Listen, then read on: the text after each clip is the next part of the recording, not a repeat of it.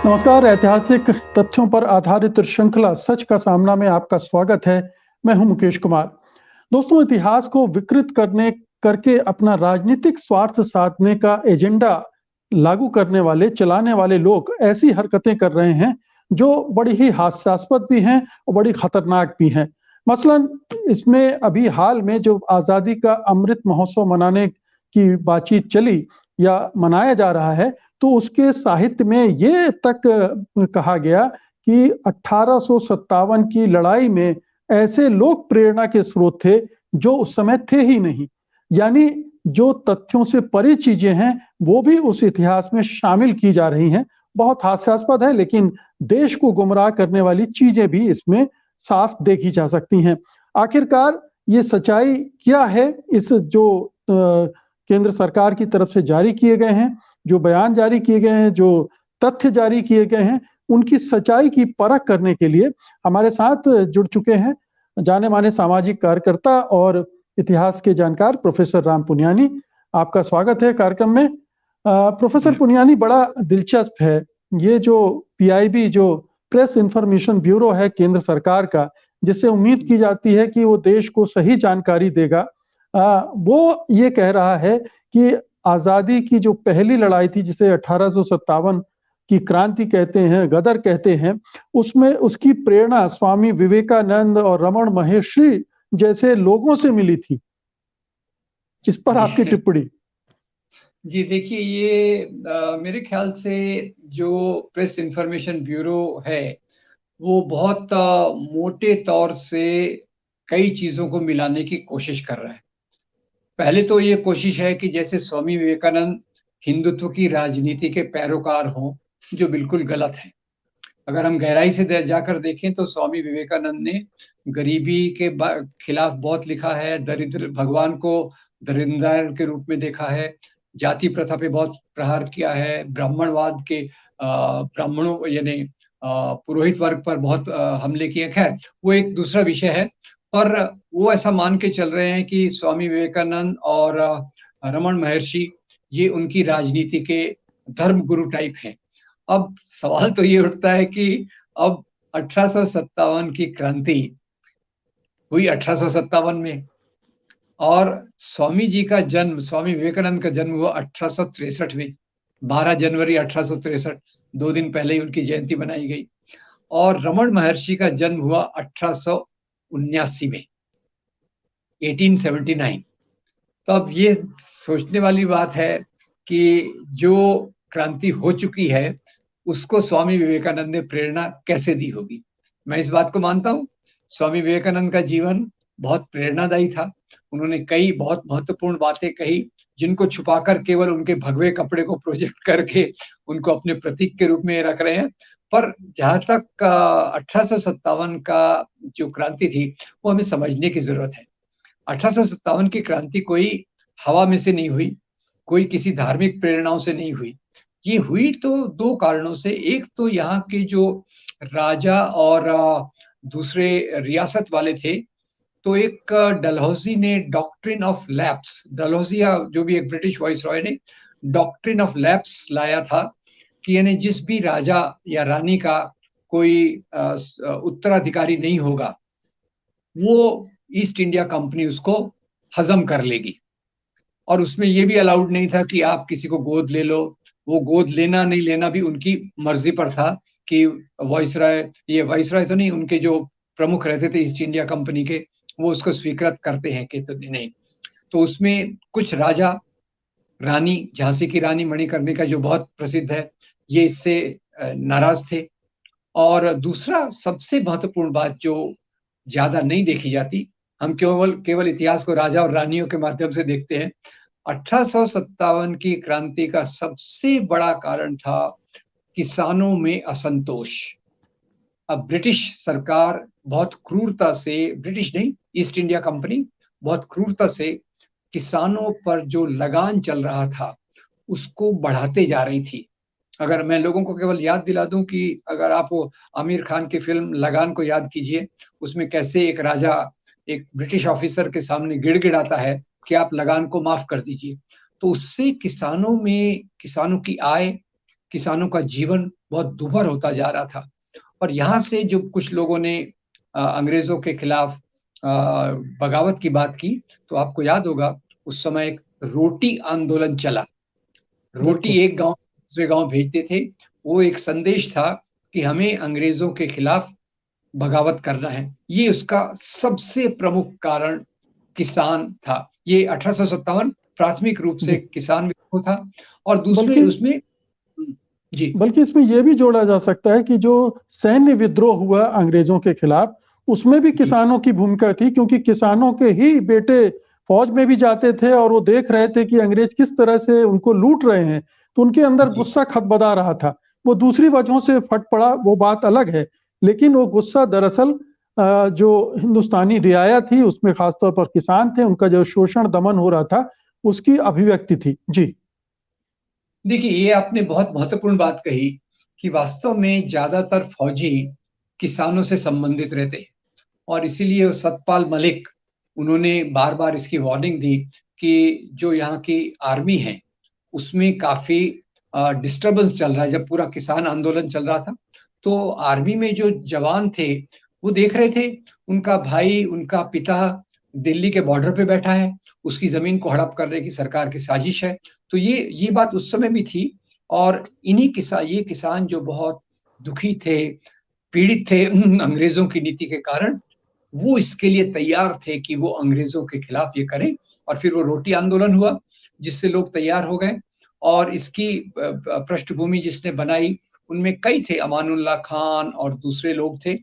और ये याद रखिए कि सभी राजाओं की रियासतों ने इस बगावत में भाग नहीं लिया। केवल थोड़े से राजा थे, वो पेशवा, झांसी की रानी और दो चार और फिर बहादुर शाह जफर का भी बहुत हो गया। अब इसमें जो प्रिसिपिटेट हुआ, यानी इसकी जो परिणति थोड़ी जल्दी आ गई, क्योंकि वो मंगल पांडे, जब वो फौज में एक और अफवाह फैली कि हमारी ये जो नई एनफील्ड राइफल आई है उसमें जो कारतूस लोड करना पड़ता था, वो कारतूस पे सुअर और गाय दोनों की चर्बी लगी हुई है। तो इससे उनकी भावनाओं को और आहत हुई। पहले तो अपने भाई, पिता जो किसान है उसके दुख से वो दुखी, दूसरा फिर ये उनकी धार्मिक भावनाओं को आहत। और यहाँ से फिर वो आर्मी का विद्रोह, किसानों का विद्रोह, और कुछ जी। राजा इसमें जुड़ गए। अब इसमें महत्वपूर्ण बात क्या है कि इसका नेतृत्व किसके हाथ में था? बहादुर शाह जफर। बहादुर शाह जफर ने पूरी वफादारी से, पूरे ईमानदारी से, अपनी प्रतिबद्धता से इसके बारे में अच्छी अच्छी बातें की। उसके दो बेटे इसमें शहीद हो गए। और ये विद्रोह के असफल होने का भी एक कारण ये है कि बाकी राजाओं ने इसकी मदद नहीं की उसमें। बिल्कुल। जैसे ये जो ग्वालियर का सिंधिया परिवार है, सिंधिया। वो जी। उदाहरण देता हूँ। ऐसे बहुत सारे उदाहरण हैं कि जिसमें उन्हें, देखिए, राजा आखिर में खुद के स्वार्थ के लिए जाते थे। अब ये हिंदू वर्सेस मुसलमान करके, यानी सभी हिंदू राजा अच्छे होते हैं, सभी मुसलमान राजा खराब होते हैं, ये एक अलग विचारधारा है। पर उस समय की बहुत सारे हिंदू राजाओं ने 1857 के विद्रोह में किसी प्रकार का हिस्सा नहीं लिया। कईयों ने तो अंग्रेजों की भी मदद की। और उसके बिल्कुल। कारण 1857 की जो क्रांति थी, बहुत बड़ा किसान विद्रोह था, उसको दबा दिया गया। अब उसमें विवेकानंद जी कहाँ से आए और रमन महर्षि कहाँ से आए? इन्होंने जो लेकिन विवेकानंद जी ने लेकिन न यहाँ एक और भी मजेदार और मूर्खतापूर्ण बात यह है कि जी चैतन्य महाप्रभु भी आ गए, जो 350 साल पहले हुए थे, उनको भी जोड़ दिया। यानी इतिहास का को धर्म से मिलाना है और ये साबित करना है कि ये हिंदू धर्म के जो साधु संत थे, उनकी वजह से ये आंदोलन हुआ, ये संग्राम छिड़ा। वो उसमें इतनी गड़बड़ियां कर गए कि वो हास्यास्पद हो गई। अब वो हास्यास्पद तो ये है कि इतनी बड़ी हास्यास्पदता ये पचा लेते हैं। उनका उनका हाजमा बहुत बड़ा है। कितनी सारी चीजें जो इसका सच्चाई से कोई संबंध नहीं है। हमारे बड़े बड़े नेता इतिहास के बारे में गलत बयानी करते हैं। और वो उनका क्योंकि ताकत बहुत है, अभी किताबों में भी परिवर्तन कर रहे हैं। अभी आप देखिए, राजस्थान की किताबों में उन्होंने ऑलरेडी ये ले आया है कि हल्दी घाटी की लड़ाई में अकबर हार गए और राणा प्रताप जीत गए। अब इससे बड़ी हास्यास्पद बात क्या होगी? सवाल ये है कि हमारा धर्मनिरपेक्ष या संविधान पे आधारित मूल्यों वाली राजनीति ये थोड़ी कमजोर हो रही है, और इसीलिए ये इनके तथाकथित इतिहासकार आज एकदम आक्रामक रूप में हैं कि अभी तक जो इतिहास गांधी ने बताया, नेहरू ने बताया, बहुत सारे तथाकथित लेफ्टिस्ट हिस्टोरियन ने बताया, उन पर ही हमले पे उतारू हैं। और इस प्रकार का कचरा जो आप कह रहे हैं, जैसे चैतन्य महाप्रभु की प्रेरणा से ये हुआ या विवेकानंद की प्रेरणा से हुआ, इतने लो लेवल पे ये गिर रहे हैं, पर उनको सवाल करने वाला कोई नहीं है, क्योंकि उन्होंने सब जगहों पे कब्जा करके रखा है। जैसे आप देखिए, अभी आप बता रहे थे नाटक के लिए जो पुरस्कार मिला और जो बाकी इस प्रकार की चीजें हो रही है, उनपे नाटककारों से ज्यादा, साहित्यकारों से ज्यादा उन लोगों का कब्जा है जो हिंदू राष्ट्रवाद में मानते हैं। तो इसलिए ये सब चीजें सच्चाई से दूर होती जा रही हैं और हमारे लिए एक बहुत गलत संदेश समाज को दे रही हैं। और वैसे ही हमारे यहाँ अनपढ़ता ज़्यादा है, इस तरह की चीज़ें आती हैं तो उनकी अनपढ़ता और बढ़ती जा रही है। उनको जी। आसानी से स्वीकार भी कर लिया जाता है क्योंकि वो फैक्ट चेक करने की उनके पास कोई साधन नहीं है, तो वो इसी को सच मान लेंगे और ये उनके लिए मुफ़ीद है, उनकी राजनीति के लिए। तो ये पूरा एक तरह का भ्रम जाल फैलाया जा रहा है, जिसमें सच पीछे छूट रहा है और झूठ हावी हो रहा है और ये झूठ ही कल को ये सच बनाने की कोशिश हो रही है, लेकिन सच्चाई तो खैर आखिरकार सामने आ ही जाती है। तो कुल मिलाकर इस पूरी कोशिश को किस तरह से देखा जाए, ये जो सावरकर ने इतिहास लिखा गदर का, उसमें भी उन्होंने ये कोशिश की कि इसको पूरे इतिहास को वो ईसाइयों के खिलाफ बना दें। जो जी। गदर 1857 की क्रांति को उन्होंने निश्चित रूप से एक किताब लिखी और उसको क्रांति के रूप में प्रदर्शित किया, लेकिन उसको भी उन्होंने ईसाई धर्म के खिलाफ बना दिया था, अंग्रेजों के खिलाफ के बजाय। तो ये एक बहुत पहले से ये चली आ रही सिलसिला पुराना है ये। जी, तो देखिए इनका क्योंकि इतिहास को देखने का तरीका धर्म के माध्यम से है, हिंदू वर्सेस मुस्लिम, हिंदू वर्सेस क्रिश्चियन, ये उसी माध्यम से देख रहे हैं।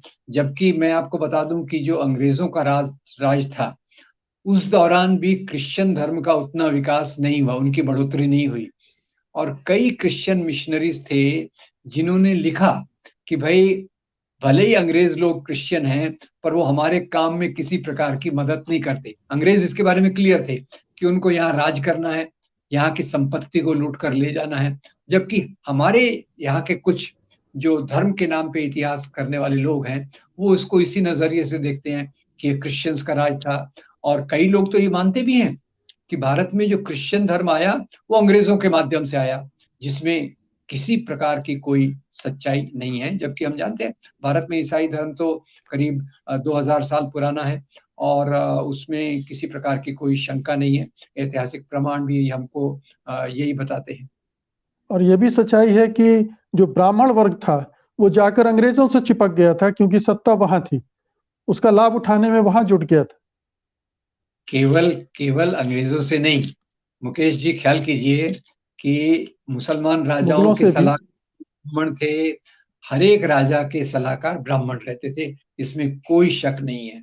यहाँ तक कि कई बार हमारे छत्रपति शिवाजी महाराज की जब लड़ाई किसी मुसलमान राजा से हुई, तो मुसलमान राजा ने हिंदू ब्राह्मणों से यज्ञ करवाए कि आप हमारी विजय के लिए यज्ञ कीजिए।